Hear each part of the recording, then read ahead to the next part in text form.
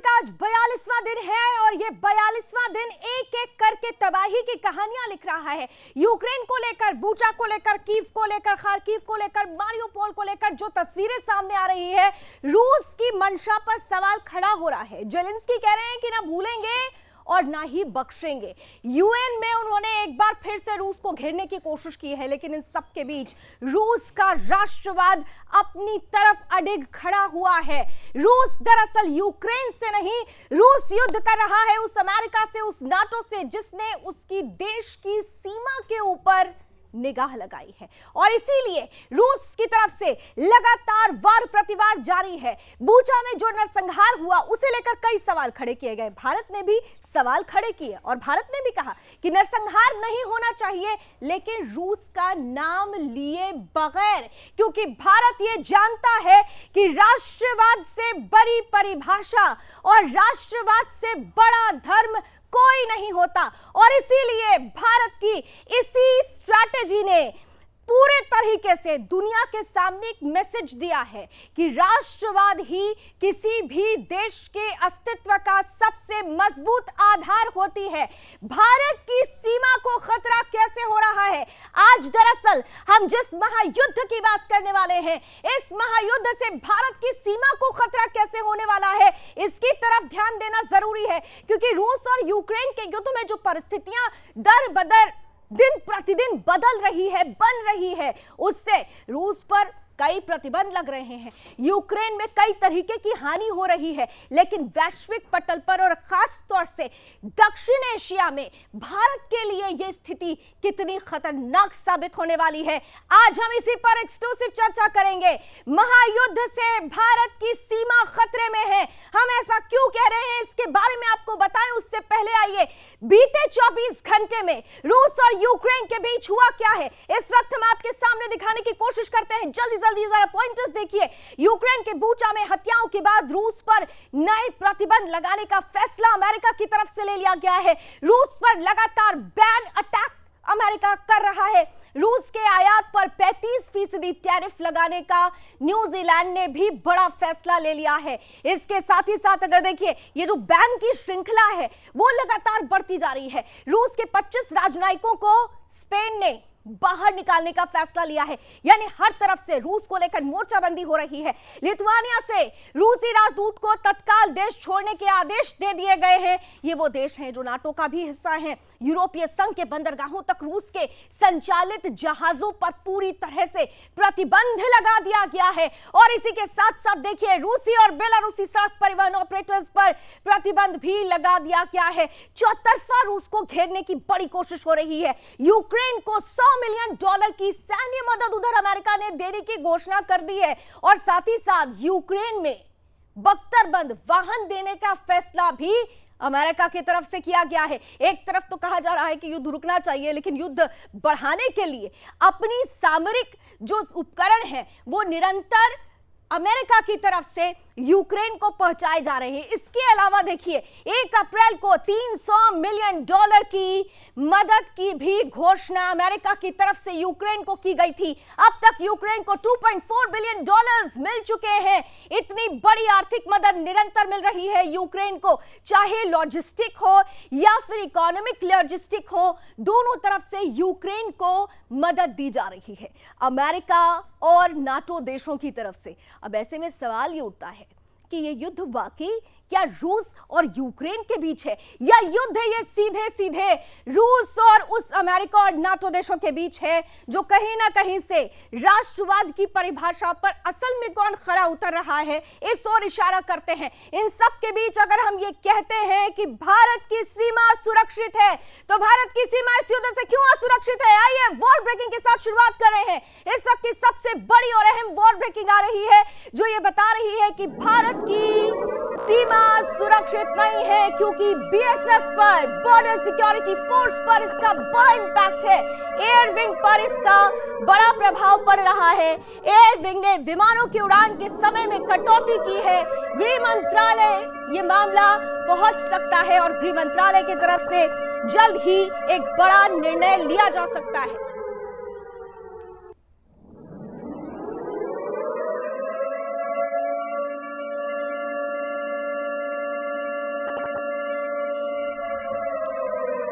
गृह मंत्रालय पहुंचा हुआ है मामला। दरअसल लेटर लिखा गया है बॉर्डर सिक्योरिटी फोर्स के चीफ की तरफ से कि रूस यूक्रेन की जंग का असर बॉर्डर सिक्योरिटी फोर्स के एयर विंग पर पड़ रहा है, क्योंकि बॉर्डर सिक्योरिटी फोर्स के जो विमान हैं उनके समय में, उनकी फ्लाइंग आवर्स में कमी की जा सकती है, कटौती की जा सकती है। इस कटौती के बड़े कारण है, कटौती के कारण है कि जो कल पुर्जे इसके मेंटेनेंस के लिए, सर्विसिंग के लिए चाहिए, वो दरअसल यहां पर नहीं पहुंच पा रहे हैं, जिसकी वजह से एयर विंग के विमानों के उड़ान समय में कटौती करने का बड़ा फैसला जल्द लिया जा सकता है। लेकिन अगर बॉर्डर सिक्योरिटी फोर्स के एयर विंग के फ्लाइंग आवर्स में कटौती होती है तो इसका इंपैक्ट सीधे सीधे भारत की सुरक्षा पर पड़ेगा। हम ऐसा क्यों कह रहे हैं, आइए इसे ही अब जानने और समझने की कोशिश करते हैं। इसी वर्ल्ड ब्रेकिंग के साथ आइए आज के मेहमानों से आपका परिचय कराती हूँ। मैं स्वागत करती हूँ स्क्रीन पर, जल्दी से लेकर आए हमारे आज के दोनों मेहमानों को, जो बेहद खास भी हैं और विस्तार से इस बड़ी खबर पर आपको समझाएंगे भी कि आखिर हम ऐसा क्यों कह रहे हैं कि निश्चित रूप से रूस और यूक्रेन के युद्ध का वैश्विक मंच पर एक असर है, लेकिन भारत के लिहाज से दरअसल ये भारतीय सुरक्षा के लिए कितना बड़ा खतरा बन रहा है। दोनों विशेष अतिथि हमारे साथ इस वक्त टीवी स्क्रीन पर आ चुके हैं। जाने माने और तेज तर्रार defence expert retired major general AK Srivastava हमारे साथ जुड़ चुके हैं। Thank you so much sir, समय देने के लिए बहुत बहुत स्वागत। और हमारे साथ जाने माने पूर्व ADG BSF PK Mishra ji भी इस वक्त स्क्रीन पर नजर आने लगे हैं। जय Hind sir, thank you so much आपका बहुत विशेष समय हमें देने के लिए। आप दोनों अब तक ये समझ चुके होंगे कि देखिए Srivastava sir, I am just coming to you. सबसे पहले जो परिस्थितियां यूक्रेन और रूस की बन रही है, हम ये देख रहे हैं, एक मान नहीं रहा, एक झुक नहीं रहा है, वृहद रूप से इस पर चर्चा हो रही है।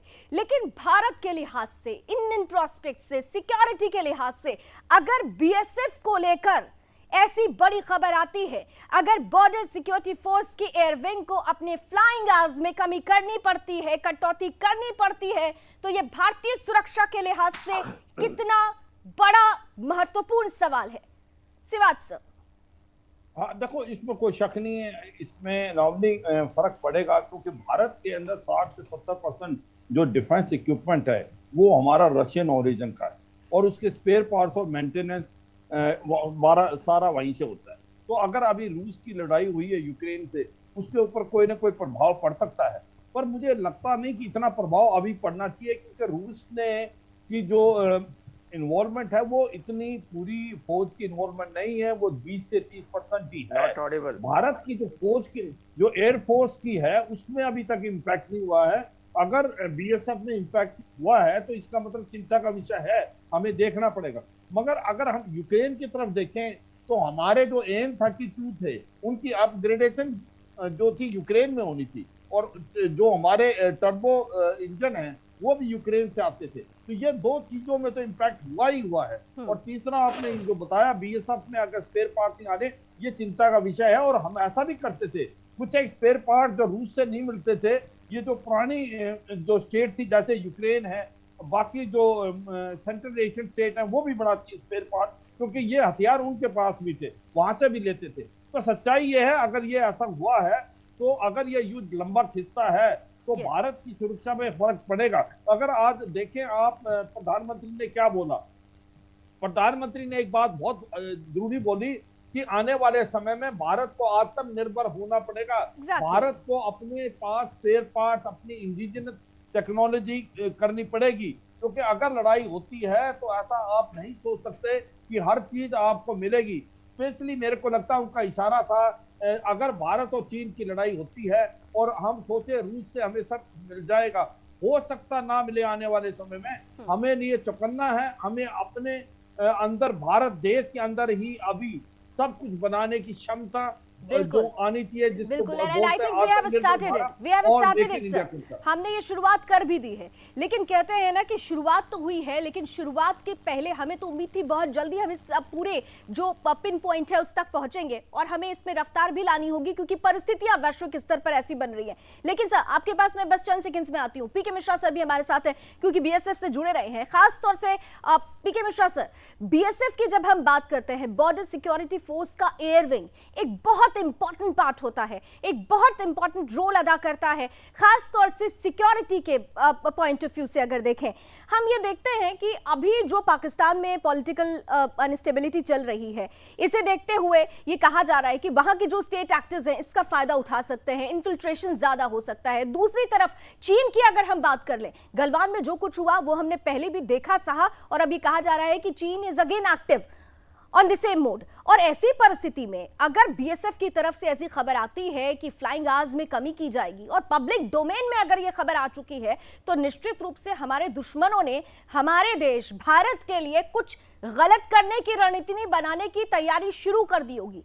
कितना इंपॉर्टेंट है ये एयरविंग बीएसएफ का भारत की सुरक्षा के लिहाज से?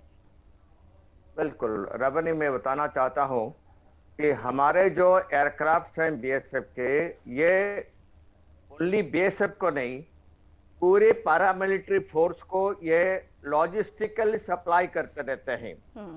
इसका मतलब हमारा नॉर्थ ईस्ट, पूरे नॉर्थ ईस्ट में और कश्मीर बॉर्डर पर और पाकिस्तान के पूरे, आप देख लीजिए, राजस्थान बॉर्डर हो, गुजरात बॉर्डर हो, कहीं पर भी जहां पर पाकिस्तान के इंटरनेशनल बॉर्डर और एलओसी और एलएसी में जो आईटीबीपी है, ये पूरे के पूरे एरिया के जो लॉजिस्टिकल हेल्प होता है, इसको बीएसएफ हेलीकॉप्टर और बीएसएफ का फ्लाइट्स उसको मदद करते हैं। अभी जो है इनका जो मेंटेनेंस का जो सामान वो यूरोप से आना है, यूरोप से आता था, because of Ukraine war. Europe अभी यूक्रेन वार के साथ जड़ित है, जिसके वजह से ये मेंटेनेंस पार्ट्स आना थोड़ा मुश्किल होता है। और पर्टिकुलरली मैं बताना चाहता हूं, एलएसी में जो आईटीबीपी का डिप्लॉयमेंट है अपना चाइना के ऑपोजिट, उसके साथ साथ तो नॉर्थ ईस्ट में जितना हमारा डिप्लॉयमेंट है आईटीबीपी का और बीएसएफ के, और उसके साथ साथ पाकिस्तान बॉर्डर पर एलओसी में जहां पर बीएसएफ बैठा है और आईबी में जहां पर बीएसएफ बैठा है, ये पूरे एरिया के जितने हेलीपैड होते हैं वहां पर लॉजिस्टिकल हेल्प ये हेलीकॉप्टर्स मदद करते हैं। इसके साथ साथ अटैक हेलीकॉप्टर्स भी बीएसएफ के पास है, और इनका जो इक्विपमेंट्स, मेंटेनेंस पार्ट्स अगर टाइम पे नहीं मिलेगा तो ये इनका लॉजिस्टिकल सप्लाई में प्रॉब्लम आ सकता है। फिर भी इसको मद्देनजर रखते हुए बीएसएफ, आईटीबीपी और हमारा बाकी जो डिप्लॉयमेंट है एसएसबी, इनके लिए एयरफोर्स का अभी हेलीकॉप्टर्स का मदद लिया जाता है। लॉजिस्टिकल प्रॉब्लम नहीं आने देंगे एलओसी और एलएसी दोनों पर। फिर भी मैं बताना चाहता हूं कि MI-17 हेलीकॉप्टर्स जो बीएसएफ के पास है, उसके पार्ट्स तुरंत आना चाहिए, क्योंकि तकरीबन ये यूरोप से और रशिया से आता था। और because of the war problem हो गया। आई एम इंटरप्टिंग यू, लेकिन एक बहुत इंपॉर्टेंट पॉइंट है जो मैं आपसे जानना चाह रही हूँ, और फिर मैं सिवात सर के पास तुरंत आती हूँ। अब ये स्केड्यूल्ड मेंटेनेंस का एक टाइम पीरियड होता है, if I am not wrong, तो ये जो स्केड्यूल्ड मेंटेनेंस होता है, खास तौर से इस एयरविंग की अगर बात की जाए, अमूमन हम देखते हैं कि जो फ्लाइट मेंटेनेंस टाइम पीरियड होता है वो 90 डेज का होता है, अप्रॉक्सीमेटली 3 मंथ्स और 4 मंथ्स का। लेकिन इस एयरविंग का क्या स्केड्यूलिंग मेंटेनेंस होता है? ये हमारा मेंटेनेंस जो होता है, these maintenance are being carried out by Indian Air Force। Mi-17 जो होता है इंडियन एयरफोर्स का होता है, और इसका मेंटेनेंस में कोई प्रॉब्लम, हमारे पास वही हेलीकॉप्टर है जो अभी आप देखे होंगे, जो Mi-17 V5 का एक्सीडेंट हुआ था जी, उस टाइप के हेलीकॉप्टर भी बीएसएफ के पास है, और इसका मेंटेनेंस इन इमरजेंसी एयरफोर्स कर सकता है। तो इसीलिए लॉजिस्टिकल के ऊपर इतना प्रभाव नहीं पड़ेगा। बेशक ये हेलीकॉप्टर ओनली बीएसएफ नहीं, पूरे पैरामिलिट्री फोर्स के ऊपर, पूरे पैरामिलिट्री फोर्स जी, और इसके एब्सेंस में इसका मेंटेनेंस इंडियन एयरफोर्स कर सकता है, इंडियन एयरफोर्स कर सकती है। लेकिन सिवात सर, आपके पास आते हुए देखिए, इंडियन एयरफोर्स, इसमें कोई दो राय नहीं है कि हम पूरी तरह से हम सक्षम हैं, हम किसी भी परिस्थिति का मुकाबला कर सकते हैं। लेकिन अभी जैसे अभी आपने कहा कि अभी हम 60 और 40 का रेशियो है, 60% अगर हम एबल हैं तो 40% अभी हमारी डिपेंडेंसी है। और ऐसी सिचुएशन में, क्योंकि अगर 24 फरवरी की बात की जाए, जब पहले दिन ही पहला अटैक हुआ था, उस वक्त ये बात जरूर उठी थी कि देखिए एक इंपैक्ट आएगा, लेकिन किसी को ये उम्मीद नहीं थी कि युद्ध चलेगा तो बहुत लंबा चलने वाला है। अभी जिस 90 डेज या 120 डेज की हम बात कर रहे हैं, ऐसी परिस्थिति में अभी सिर्फ एयर विंग इफेक्टेड हुआ है, लेकिन अगर हम ऑन फील्ड देखें तो हमारे पास ऐसी बहुत सारी आर्टिलरीज हैं, ऐसे बहुत सारे एम्यूनेशंस हैं जिनको सर्विसिंग के लिए समय दर समय की जरूरत होती है। वो कहते हैं ना कि अब ये कहा भी जाता है और हमें लगातार ये बताया भी गया है कि जब आप शांति के काल में ज्यादा पसीना बहाते हैं तो आपको जब परिस्थितियां अशांत होती हैं तो उस वक्त कम खून बहाना पड़ता है, और इसीलिए कहा जाता है कि तैयारियां पहले से, मोर्चाबंदी पहले से करके रखना चाहिए। अगर आज बीएसएफ ये बातें कह रहा है कि एयर फ्लाइंग आवर्स में कटौती करनी पड़ेगी एयरविंग को, तो क्या ये सिचुएशन ऑन फील्ड आर्मी को भी करनी पड़ सकती है एज पर जो सिचुएशन हम देख रहे हैं सर? एक ही बात सर, देखो सच्चाई ये है। Mishra sir, I am just coming to इसी बात से मेरा क्वेश्चन है, प्लीज लेट हिम फिनिश।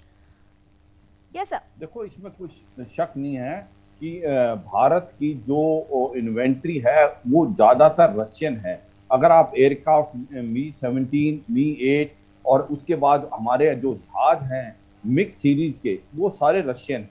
और उसके बाद ये भी हमें समझना पड़ेगा, हमारे टैंक्स भी रशियन हैं, T-72 और T-90, और हमारे आर्टी गन्स भी रशियंस हैं। हमारी जो नेवी की शिप्स हैं वो भी रशियन ओरिजिन की हैं, सबमरीन भी रशियन ओरिजिन की हैं। अगर रशिया के अंदर कोई प्रॉब्लम होती है तो हमें मेंटेनेंस की प्रॉब्लम हो सकती है। अगर रशिया और चीन का ज्यादा गठबंधन होता है उसमें भी हमें प्रॉब्लम हो सकती है आने वाले समय। मैं आपका ध्यान जब ले जाऊंगा, जब गलवान के में युद्ध हुआ, जब भारत की और चीन की अप्रैल 2020 के बाद स्थिति बनी, तो हमें काफी हथियारों और स्पेयर पार्ट की जरूरत थी। तो रूस उस समय आगे बढ़ के आया था, ये सच्चाई है। उसने हमें MiG-29 भी और दिए, स्पेयर पार्ट मेंटेनेंस भी दिए। तभी हम कहते हैं कि रशिया एक हमारा रिलायबल फ्रेंड है और हमने उसका साथ नहीं छोड़ा अभी। और हम यूरोप की तरफ नहीं झुके, हम झुके नहीं यूरोप की तरफ, ना झुके हम रूस की तरफ। हमने एक स्ट्रेटेजिक बैलेंस जो अडॉप्ट किया, और उससे क्या है कि भारत के रिलेशनशिप अभी अमेरिका से भी ठीक है और रूस से। मगर ये सच्चाई है कि आने वाले समय में जब लड़ाई होगी तो आपकी डिपेंडेंसी दूसरे देश पे कम से कम होनी चाहिए। इसलिए हम आत्मनिर्भर और make in India concept, transfer of technology, कि भारत के अंदर ये सामान बढ़े कि हमारे पास हो जाए। अगर जो बात अभी मिश्रा साहब कर रहे थे, क्योंकि मैंने लाइन ऑफ कंट्रोल पे ही ब्रिगेड कमांड की, वहीं डिवीजन कमांड की है, चीफ ऑफ स्टाफ था मैं 14 कोर में। होता क्या है, जब जो आईटीबीपी और बीएसएफ जब ऑपरेशनली डिप्लॉय फोर्स के साथ होते हैं तो उनको लॉजिस्टिक सपोर्ट भी भारत की फौज देती है और देना है, और ऐसे में तालमेल से। मगर आपने जो बताया है वो पॉइंट बहुत वैलिड है। ये एक प्रकार से अगवा किया है। अगर आज बीएसएफ के अंदर ये प्रॉब्लम आई है उनको मेंटेनेंस स्पेयर पार्ट्स की, तो कल को ये इंडियन आर्मी और इंडियन एयरफोर्स में भी हो सकता है। इसलिए हमें चौकन्ना है। हमारे पास एक्चुअली 3 से 6 महीने का स्पेयर पार्ट की जो रिजर्व है वो होता है, तो इतनी प्रॉब्लम नहीं होती। मगर हमारे पास मेंटेनेंस स्पेयर पार्ट की अगले 6 महीने तक के लिए रखा हुआ है, और हम सो दैट अगर लड़ाई होती है तो हम एकदम डिपेंडेंट ना हो। सर, आप मगर दोनों से फिर भी जी कंटिन्यूस वो होना चाहिए, ये कंटिन्यूस होना चाहिए। आप दोनों से मेरा एक सेम क्वेश्चन होगा। सिवात सर, आपसे ही कंटिन्यू करती हूँ। अभी जो राइट नाउ रूस और यूक्रेन की सिचुएशन बन रही है, 42 डेज से हम भी देख रहे हैं, 42 दिनों से हम रूस और यूक्रेन को लेकर चर्चा कर रहे हैं। भारत के प्रोस्पेक्ट पर हम बार बार कह रहे हैं कि भारत में बहुत ज्यादा असर नहीं होगा, लेकिन अगर आज एक ऐसी खबर आती है तो उसके बाद आपने भी कहा कि इस दिशा में अब सोचने की जरूरत है। Anything can happen. Right now की जो सिचुएशन बनी है, हमारे लिए इस वक्त बड़ा खतरा कौन बन सकता है, चाइना या Pakistan? Over to you Siwat sir. देखो, हाँ ऐसा है कि खतरा तो दोनों देश ही भारत के लिए है। मिश्रा सर, मैं आ रही हूँ बस आपके पास आ रही हूँ। मिश्रा सर, 1 बाय 1 चलते हैं। जी सिवात सर, जल्दी से प्लीज।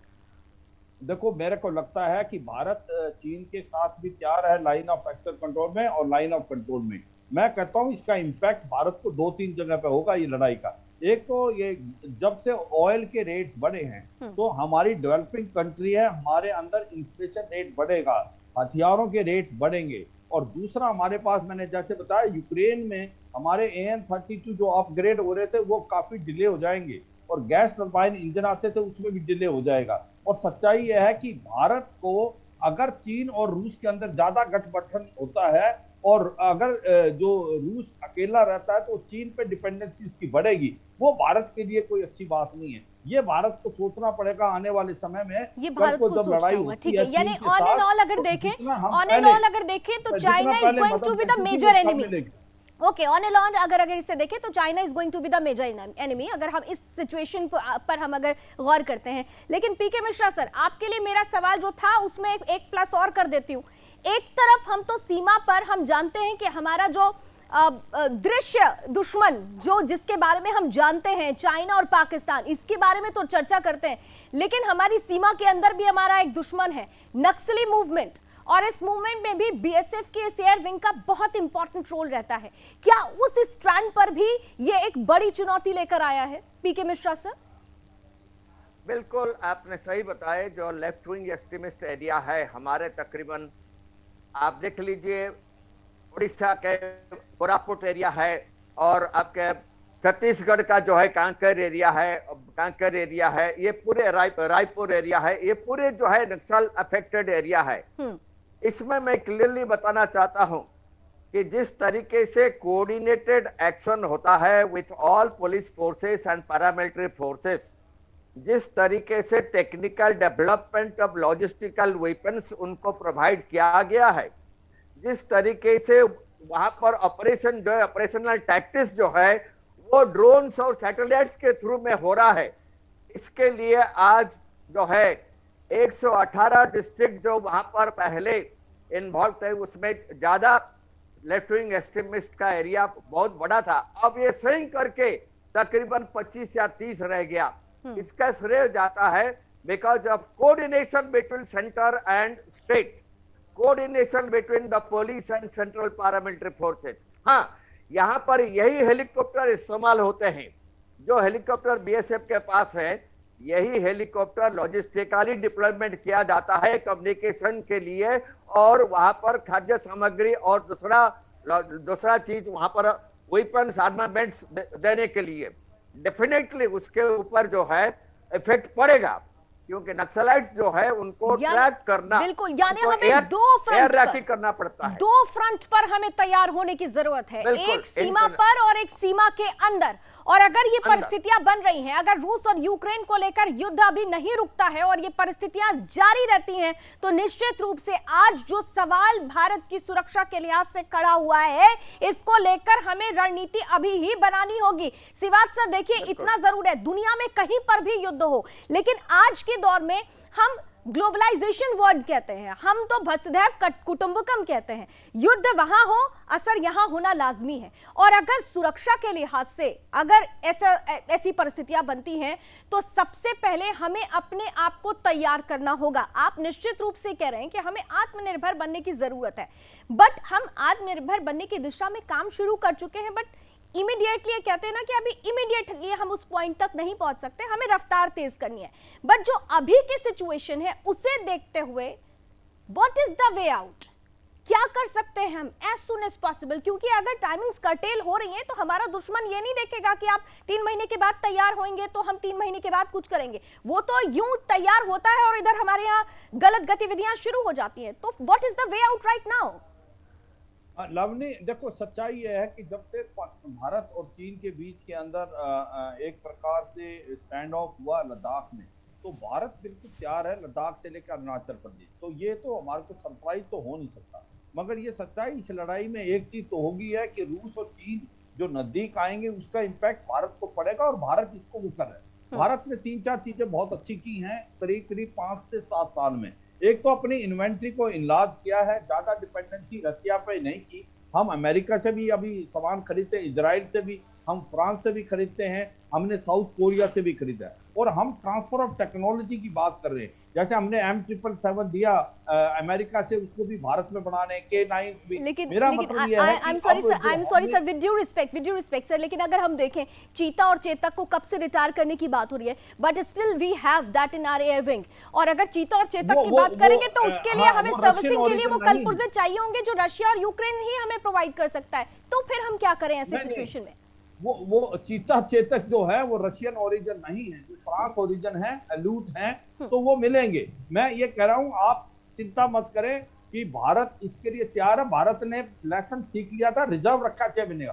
तो प्रॉब्लम ये नहीं है, प्रॉब्लम ये है जो इन्फ्लेशन बढ़ेगा पूरे वर्ल्ड के अंदर, जिसके ऑयल के रेट बढ़ गए हैं, उससे भारत की इकोनॉमी को इम्पैक्ट पड़ेगा। और भारत के जो हथियार हैं उसकी हमने एक सच्चाई है, लास्ट 6 साल में इसके ऊपर सोच विचार किया है और उससे अभी हमारे पास 6 महीने के मेंटेनेंस है, इमीडिएट इंपैक्ट नहीं पड़ेगा। और हमारी इन्वेंट्री लार्ज है, जैसे आप सोच रहे हैं मिग सीरीज के अलावा बाकी जहाज हमने बाहर जो औरों से लिए, मिराज 2000 हमने वहां से लिया, रफेल हमने फ्रांस से लिया है, उसके बाद जग्गूर हमने फ्रांस से लिया है। इसके बाद हमारे जो है इजराइल की भी काफी इन्वेंट्री है, ड्रोन वगैरह की। इसी प्रकार हमारी साउथ कोरिया से भी, अमेरिका से हमने बहुत ज्यादा जहाज लिए, जैसे M17 ग्लो मास्टर दिया हुआ है, हमने जो हरकुलिस लिया हुआ है, हमने अभी जो एक प्रकार से जो हेलीकॉप्टर है वो भी हमने अभी अमेरिका से लिया है। देखिए ये सारी चीजें जितना डिटेल्ड आप बता रहे हैं, ये सारी चीजें दरअसल हम इसलिए आप लोगों के द्वारा यहाँ रख रहे हैं ताकि जो हमारा दुश्मन है, जो इस खबर के पब्लिक डोमेन में आने के बाद एक स्ट्रैटेजी तैयार कर रहा होगा कि भारत को कैसे अब अस्थिर किया जाए, तो उसे ये पता होना चाहिए कि भारत दरअसल अपनी तैयारी पहले ही कर चुका है। हाँ, इतना जरूर है कि तैयारियों को और बल देना है। पीके मिश्रा सर, आपके पास आते हुए, क्योंकि आप बीएसएफ से जुड़े हुए हैं और निश्चित रूप से जब भी ऐसा कोई कन्फ्रंटेशन होता है तो एक कंबाइन ऑपरेशन होता है, उसमें हमारे देश की सभी सुरक्षा बलों को एक साथ आना होता है, फिर वो आर्मी हो चाहे बीएसएफ हो। ऐसी सिचुएशन में आज की जो खबर है, जो बात सिवात सर कह रहे हैं कि हम पहले से तैयारी कर चुके हैं, इसमें क्या आप अभी और कुछ चाहते हैं कि और तैयारी में क्या हो सकता है जो प्लस माइनस होना चाहिए? जरूर। हाँ, मैं क्लियरली बताना चाहता हूं कि एलएसी पर जितना ऑपरेशन होता है वहां पर कंबाइंड ऑपरेशन ऑफ आर्मी और आईटीबीपी ये करता है जी। आप एलओसी में देखिए और आईबी में देखिए, पाकिस्तान के साथ आईबी में तो बीएसएफ पूरे के पूरे आईबी में बीएसएफ है, लेकिन एलओसी में बीएसएफ के ट्रुप्स जो है आर्मी के साथ बीओपी में बैठे हुए हैं पाकिस्तान बॉर्डर पे। तो वहां पर जो है लॉजिस्टिकल हेल्प जो है वो आर्मी का रहता है और बीएसएफ आर्मी के पास ही रहता है, आर्मी के ऑप्स कंट्रोल में रहता है और आईबी में फुल फ्लेज बीएसएफ का ऑपरेशनल रोल चलता रहता है। इसलिए मैं क्लियरली बताना चाहता हूं कि लॉजिस्टिकली कोई प्रॉब्लम अभी नहीं होगा, ना एलएसी में ना एलओसी में। ठीक है, यानी we are ready for every situation, we are ready for every situation. लेकिन कुछ प्रिपरेशन ऐसी है जिन्हें हमें और ज्यादा मजबूत आधार देना है और हम उम्मीद करते हैं कि आप दोनों ने जो महत्वपूर्ण बातें बताई है ये निश्चित रूप से वहां तक भी पहुंचेगी जिन्हें अभी तैयारी करनी है, क्योंकि आज एक खबर आई है, ये सिर्फ एक वेकअप अलार्म है। हमें देर नहीं करनी है, हमें अपने आप को तैयार रखना है। Thank you so much sir, आप दोनों का हमारे साथ जुड़ने के लिए। कुल मिलाकर अगर देखें कि बीएसएफ की तरफ से अगर एक लेटर जाता है कि फ्लाइंग आवर्स में कमी की जा रही है, तो ये सिर्फ एक वेकअप अलार्म है। ये सिचुएशन आने वाले समय में दूसरे आर्टिलरी के साथ भी आ सकती है, इसलिए जरूरी है कि हम अपने आप को तैयार रखें। हम अपने आप को तैयार रखेंगे तो दुनिया का कोई भी दुश्मन हमारी तरफ आंख उठाकर नहीं देखेगा, क्योंकि हमारी तो सिर्फ एक लाइन है, छेड़ोगे तो छोड़ेंगे नहीं। थैंक यू सो मच एक बार फिर से हमारे साथ जुड़ने के लिए। अभी बस इतना ही। देश और दुनिया की तमाम खबरों के लिए आप जुड़े रहिए सुदर्शन न्यूज के साथ। जय हिंद।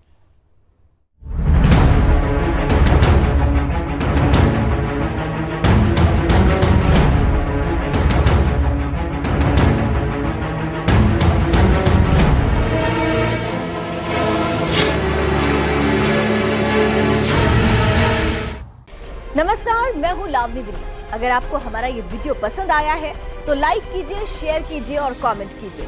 और हाँ, हमारे चैनल को सब्सक्राइब और फॉलो करना मत भूलिएगा, ताकि आप निरंतर प्रखर राष्ट्रवाद की खबरों के साथ जुड़े रह सकें।